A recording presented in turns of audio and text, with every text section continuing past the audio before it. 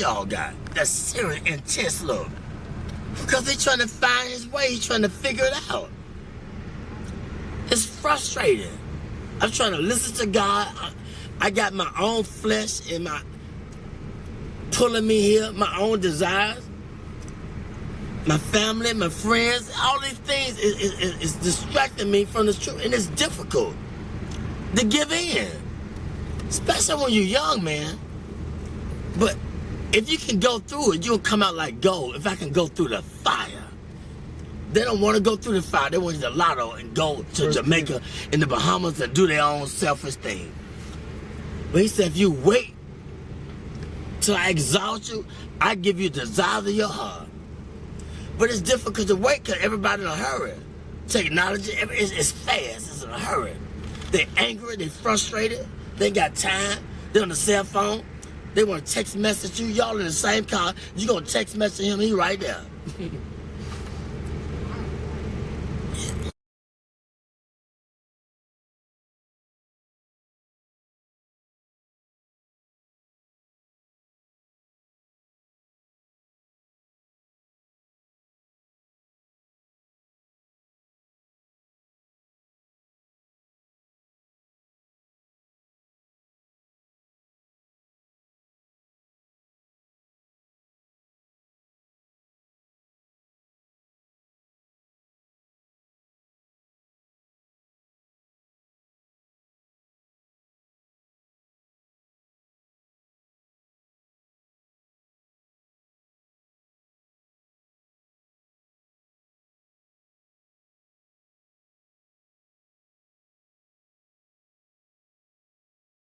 You know what I'm saying?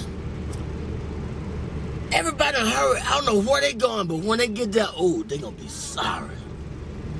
The faster you try to get there, that career, that money, and you gonna figure it out that, man, it was the journey. It was not the destination. You was in a hurry to get there, to come up, to be this, to be that. And when you get there, you gonna feel discouraged more than you did before you even started to get there. Cause it was the journey, the people that you didn't stop to talk to like me at checkout. The people at the gas station. You was in a hurry to get there, but it was the journey. It was the gas station, it's Checkers. It's the journey, not the destination. Cause the destination is steadily evolving. We always growing in wisdom and knowledge and understanding. It's always evolving. And we can never obtain it because it's steadily, constantly evolving. The more humble you be, then the more you can be fulfilled with the truth. But when you think you got it and you on your way, then you're going to get less of it because can't nobody talk to you. You can't stop. You're in a hurry. It's a difficult thing, but you got it. I see the intensity. Especially being with him. He ain't nothing to play with. Then he talking to me, and you seeing it, you like, wow. You already amazed at his skill and what your relationship, but he's showing you the journey. That's very important, amen. He's showing you how to relate, connect to the people. I'm gonna say this. It's a man with pushing a basket. This man right here, they brilliant now. Don't look at the outside appearance. I've seen him in action. He was pushing a basket, and I was under the bridge, and I was talking to everybody except him. He was the last person I talked to. He said, "Why didn't you talk to me first?"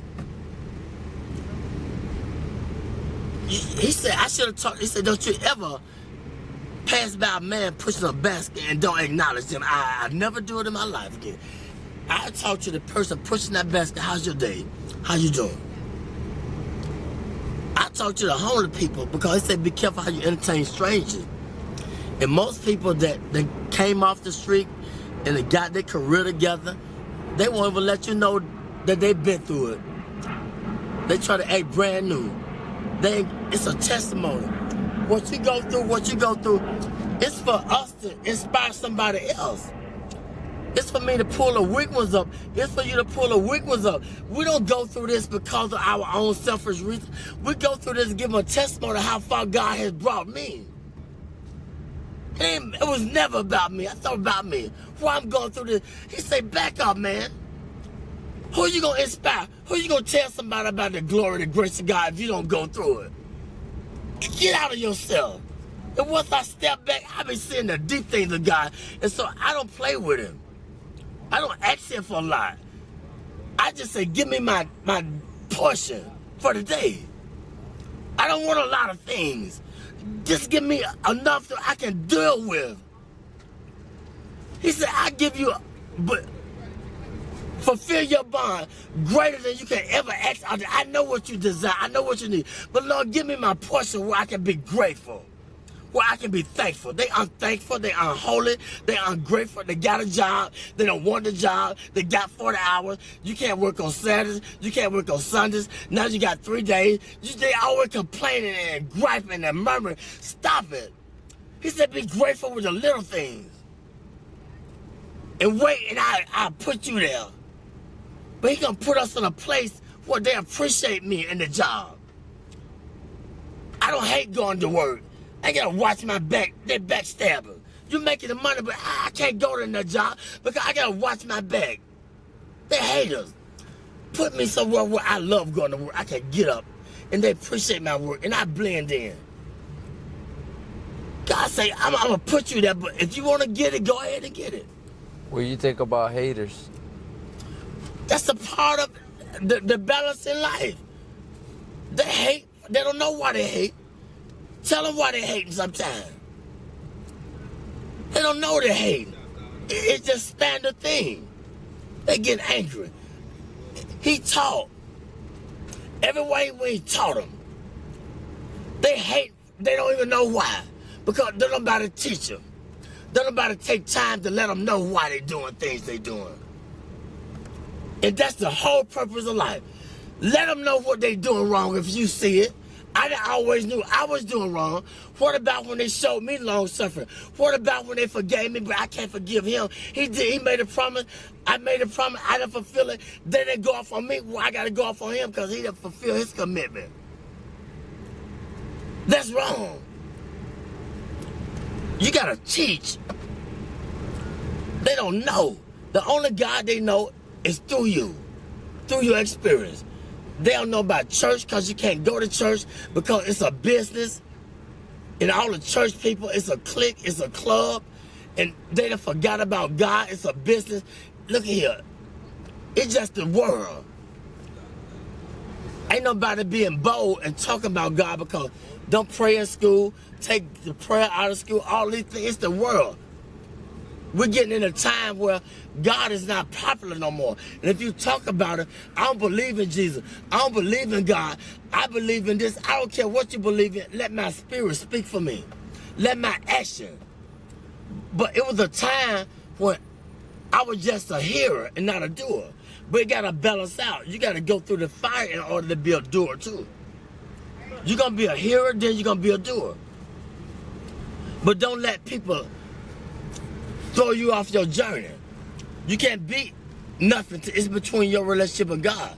They can't understand you all the time because you're trying to figure out your way. I'm trying to figure out my way. I can't prove nothing to them all the time. I don't need them to figure me out. All I got to do is just be patient and do what was in my ability, my boundaries. I don't need to outstep my boundaries. I ain't got to prove nothing to you. You didn't feel me? No. You gonna feel me. I can't put the expectation on you. I don't always feel me, understand me. So that's wrong.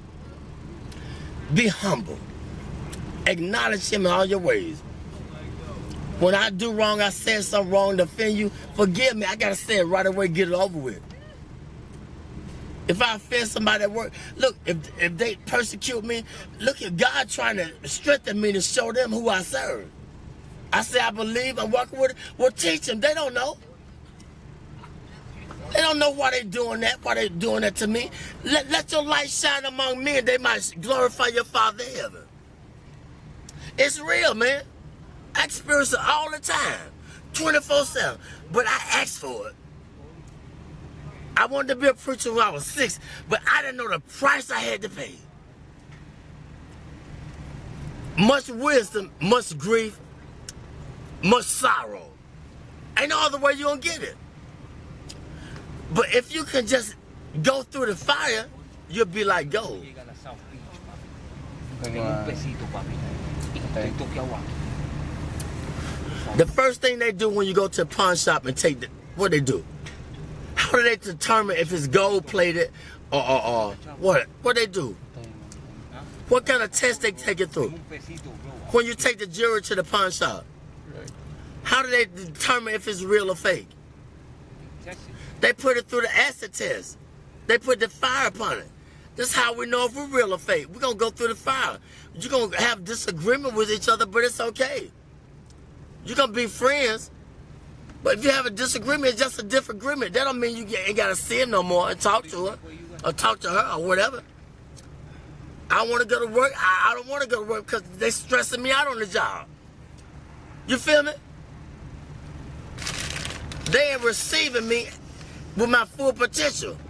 And I don't know why I don't want to go to work. I got to understand why. Why I don't want the job? Because something ain't right. And I got to acknowledge it. I ain't going to sell my soul for the job.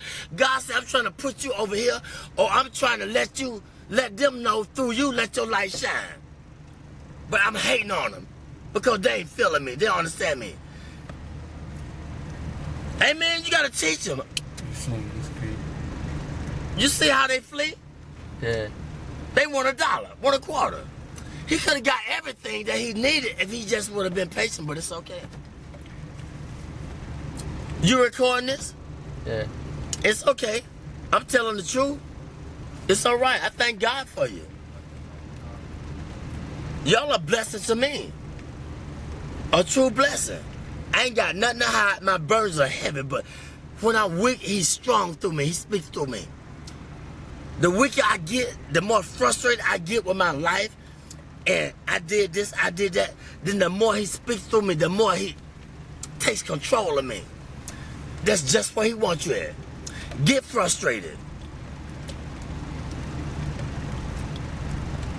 That's when he gonna speak through you.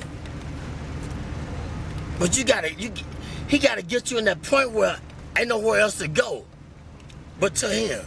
He said, those that I love, I correct them. I chastise them. When you go to jail, it's called the Department of Correction, Rehabilitation. But we get mad at the correction. He said, if I didn't love you, I would correct you. He could have took our life. Amen? Man. He could take the life. But he corrected me. I just thank God for y'all.